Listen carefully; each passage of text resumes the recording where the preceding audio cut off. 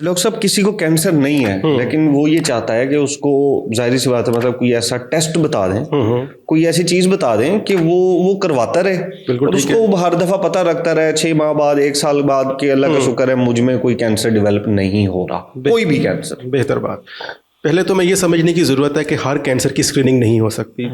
जो international recommendations के मुताबिक कुछ कैंसर्स हैं जिनके हम स्क्रीनिंग प्रोटोकॉल्स फॉलो करते हैं। ठीक है, अगर हम उनके बारे में बात करें, सबसे पहले ब्रेस्ट कैंसर है। एक एवरेज रिस्क वुमेन कि जिसके ख़ानदान में कोई फैमिली हिस्ट्री पॉजिटिव नहीं है, उसको 40 ईयर से अपनी मेमोग्राफी स्टार्ट कर लेनी चाहिए। ठीक है, और उसके साथ साथ उसे अपना सेल्फ ब्रेस्ट एग्जामिनेशन आना चाहिए ताकि उसे पता चले कि उसकी ब्रेस्ट के अंदर कोई तब्दीलियां आ रही हैं कि नहीं आ रही हैं। अगर ऐसी खातून के जिसके अंदर फैमिली हिस्ट्री पॉजिटिव है या उसको ज़िंदगी में कभी रेडिएशन लगी हैं जिसमें उसकी ब्रेस्ट एक्सपोज हुई हैं, तो हम 40 ईयर से पहले भी स्क्रीनिंग स्टार्ट कर सकते हैं। जो कि अगर 30 ईयर से पहले है तो उसमें MRI और अल्ट्रासाउंड आ जाता है।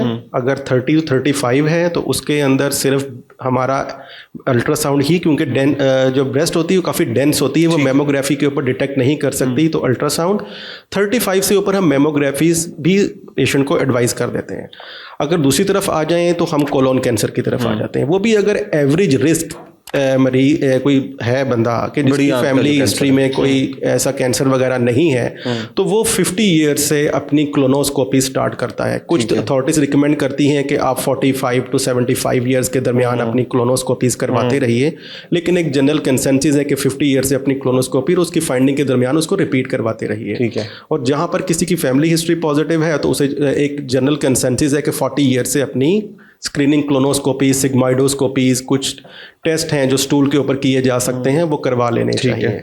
ऐसे मरीज़ के जिनको हेपेटाइटिस B या C है और उनके जिगर के अंदर सिरोसिस डेवलप हो गई है, उनको एवरी 6 मंथ्स अपना अल्ट्रासाउंड और अल्फा फीटोप्रोटीन ट्यूमर मार्कर करवाते रहना चाहिए। ठीक है। फीमेल्स के अंदर सर्विकल कैंसर के लिए हमें pap smear starting from 21 years of age, ख़वातीन को चाहिए हर 3 साल पे अपना पैप स्मेयर करवाएं और देखें कि उनके अंदर कोई कैंसर डेवलप होने की तब्दीली पैदा तो नहीं हो रही। ये मेन स्क्रीनिंग प्रोग्राम्स हैं। इसके अलावा एक लंग कैंसर है कि लंग कैंसर ऐसा कि जिसका मरीज़ स्मोकिंग बहुत ज़्यादा कर रहे हैं, उनकी 20 पैक ईयर्स ये होता है कि अगर आप 1 डब्बी स्मोक कर रहे हैं और आपने उसे दिन की 1 डब्बी यूज़ की और 20 ईयर्स की, तो 20 पैक ईयर्स है। फ़र्ज़ कीजिए आप दिन में 2 डब्बियाँ स्मोक करते हैं तो आप उसको 2 × 10 करेंगे तो 20 पैक ईयर्स हो जाएंगे। ठीक है। तो ऐसा बंदा आके जिसने 50 ईयर्स को क्रॉस कर लिया है और उसकी 20 पैक ईयर्स हिस्ट्री है, तो उसको लो डोज CT स्कैन अपने करवाने चाहिए देखने के लिए कि उसमें ट्यूमर डेवलप ना हो रहा हो। ठीक है। तो हम बाकी ट्यूमर्स के अंदर अपने कोई स्क्रीनिंग फॉलो नहीं कर सकते, लेकिन रिस्क को मॉडिफाई कर सकते हैं, अपनी लाइफस्टाइल को बेहतर कर सकते हैं। हम स्मोकिंग को ओमिट कर सकते हैं अपनी ज़िंदगी से, हम अल्कोहल ना पिएं, हम हेल्दी लाइफस्टाइल को करें, हम अपनी डेली एक्सरसाइजेस करें, अपने रेगुलर चेकअप्स करवाएं। तो इन चीज़ों के साथ हम अपनी एक हेल्दी लाइफ गुजार सकते हैं। मेमोग्राफी की कितनी फीस होती है डॉक्टर? अच्छा, मेमोग्राफी की अगर हम बात करें कि अगर गवर्नमेंट सेटअप्स में जाएं तो mammography is free of cost. तो मैं उठ के चला जाऊँ, मैं कहूँ मेरी मेमोग्राफी कर दो, वो कर देंगे? नहीं, उसमें ये होगा कि पहले आपको आउटडोर में जाना पड़ेगा। ठीक है। आउटडोर में आप किसी डॉक्टर को मिलना पड़ेगा, वो डॉक्टर आपको स्लिप के ऊपर प्रिस्क्राइब करेगा। ठीक है। वो देखेगा कि अगर ये एवरेज रिस्क है और इसकी 40 ईयर्स एज हो गई है तो वो ऑटोमेटिकली आपको स्क्रीनिंग के लिए मेमोग्राफी एडवाइस कर देंगे। ठीक है। अगर किसी को वैसे कोई गिल्टी बन रही है तो उसकी बुनियाद पर उसे मेमोग्राफी एडवाइस कर दी जाएगी। प्राइवेट सेक्टर में इसकी क्या फीस होती है? आई थिंक सो कि 5 to 6,000 रुपीज़। 5 to 6,000।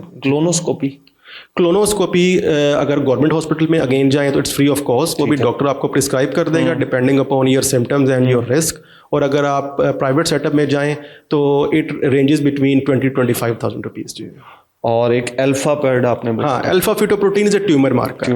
ये ट्यूमर मार्कर है जो ब्लड के ऊपर हो जाता है। ठीक है। और ये डिफरेंट लैब्स में है, हर लैब की अपनी कॉस्ट है उसकी। वो चुगताई से करवा लें, वो आप ABCD से करवा लें। उसकी क्या रेंज होती है? उसकी रेंज अगर मैं आपसे बात करूं तो वो भी 3 to 6,000 के दरमियान आ जाती है। ये किस कैंसर के लिए होती है? ये लीवर कैंसर के लिए। और अगर आप इसे बात करें स्क्रीनिंग के तौर पे, लेकिन बाज़ औक़ात ये जर्म सेल ट्यूमर्स के अंदर भी बढ़ जाता है। ठीक है। एक आपने पेप्स पैप स्मेयर, ये पैप स्मेयर गायनाकोलॉजिस्ट करते हैं। ठीक है। वो फीमेल जाएंगी, अपना मुआयना करवाएंगी, वो फीमेल अपना, वो एक टेस्ट होता है, एक टाइप ऑफ स्टिक टेस्ट जो फीमेल को पैप स्मेयर के लिए किया जाता है। उसमें देखा जाता है कि कोई ऐसे सेल्स ख़राब तो नहीं हो रहे हैं जो कैंसर की आगे शक्ल इख्तियार कर लें। तो गायनाकोलॉजिस्ट एक फीमेल का पैप स्मेयर परफॉर्म करते हैं। ये फीमेल्स के लिए होगा, सर्वाइकल के लिए और इस ओवरीज वगैरह के कैंसर। बिल्कुल। तो बाकी जो है वो मेमोग्राफी, क्लोनोस्कोपी और एक अल्फा पैड जो है वो आपने बताया। जी, और लो डोज सीटी स्कैन जो होगा, लो डोज सीटी स्कैन वो मेरे ख्याल में भी आप सीटी स्कैन अगर करवाएंगे 25,000 की। जी, जो ये लो डोज सीटी स्कैन होते हैं ना, ये विदाउट कंट्रास्ट होते हैं, ये विद कंट्रास्ट नहीं होते हैं। तो उसमें ये होता है कि कॉस्ट कम होती है, वो 10 to 12,000 अगर प्राइवेट में जाएं। अगेन अगर आप गवर्नमेंट में जाएं तो इट्स फ्री ऑफ कॉस्ट। ठीक हो गया, thank you so much doctor साहब।